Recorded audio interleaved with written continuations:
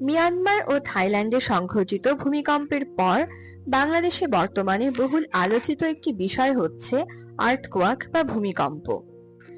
এই আলোচনার পালে আরো হাওয়া লাগিয়েছে ভূতাত্ত্বিকদের গবেষণার ফলাফল।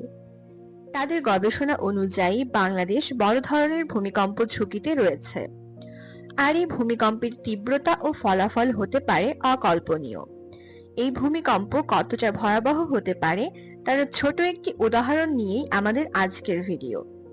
হ্যাঁ ভিউয়ার্স, আজ আমরা আলোচনা করব ভূমিকম্প কিভাবে যমুনার মতন এত বড় একটি নদীর সৃষ্টি করেছিল। বন্ধুরা, আজ আমরা যাকে যমুনা নামে চিনি তা মূলত ব্রহ্মপুত্র নদীর গতিপথ পরিবর্তনের ফলাফল। আজ থেকে প্রায় 5 কোটি বছর আগে হিমালয় পর্বতমালা গঠনের সময় ব্রহ্মপুত্র নদের সৃষ্টি হয়েছিল। এটি হিমালয়ের কৈলাস শৃঙ্গের মানস সরোবর হ্রদ থেকে উৎপন্ন হয়ে তিব্বত ও আসামের উপর দিয়ে প্রবাহিত হয়ে কুড়িগ্রাম দিয়ে বাংলাদেশে প্রবেশ করেছিল।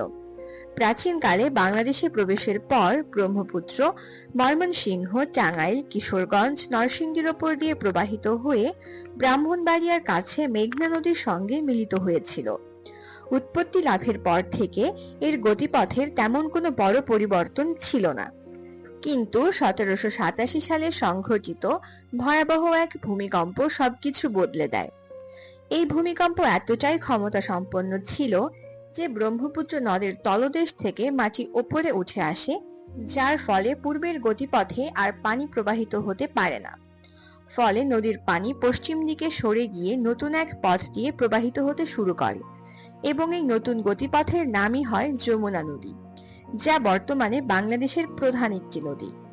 আর এই ভূমিকম্পের ফলে 5 কোটি বছর ধরে বয়ে চলা ব্রহ্মপুত্র নদ, যার পলি দিয়েই বাংলাদেশের সৃষ্টি হয়েছিল, ধীরে ধীরে মৃতপ্রায় এক ধারায় পরিণত হয়েছে। 1787 সালে ঘটা এই ভূমিকম্পের এপিসেন্টার হিমালয়ের পাদদেশে বা উত্তরবঙ্গের কাছাকাছি কোনো টেকটনিক ফল্ট লাইনে ছিল বলে ধারণা করা হয়। এটি 7.5 থেকে 8.5 মাত্রার একটি ভূমিকম্প ছিল। এই ভূমিকম্পে শুধুমাত্র হাজার বছর ধরে প্রবাহিত হওয়া ব্রহ্মপুত্র নদের গতিপথে পরিবর্তন হয়নি, ঘটেছিল ব্যাপক বন্যা এবং ভূমিধস। এছাড়াও নদী তীরবর্তী অঞ্চলে ব্যাপক ধ্বংসযজ্ঞ ঘটেছিল।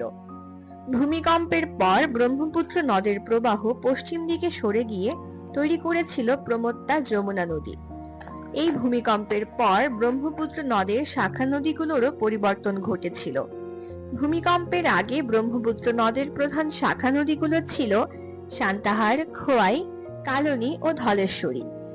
ভূমিকম্পের পর সান্তাহার নদী হারিয়ে যায়, ধলেশ্বরী হয়ে ওঠে যমুনা নদীর প্রধান শাখা নদী, আর ব্রহ্মপুত্রের নতুন শাখা নদী হয়ে ওঠে বংশী, শীতলক্ষা, তুলাই ও জিঞ্জিরাম। এর মধ্যে তুলাই ও জিঞ্জিরাম উত্তরবঙ্গ দিয়ে প্রবাহিত হওয়া খুবই সরু এবং স্রোতহীন নদী। এই ভূমিকম্পের ফলে পানির মূলধারা যমুনা নদী দিয়ে প্রবাহিত হতে শুরু করে এবং এর ফলে ধীরে ধীরে মূল ব্রহ্মপুত্রের পানি প্রবাহ কমে গিয়েছে এবং এটি বর্তমানে ছোট একটি নদে পরিণত হয়েছে। প্রকৃতিতে ঘটে যাওয়া এত বড় একটি ঘটনা শুধুমাত্র কয়েক সেকেন্ডের একটি ভূমিকম্পের ফলাফল। এখান থেকেই বোঝা যায় ভূমিকম্প ঠিক কতটা শক্তিশালী হতে পারে।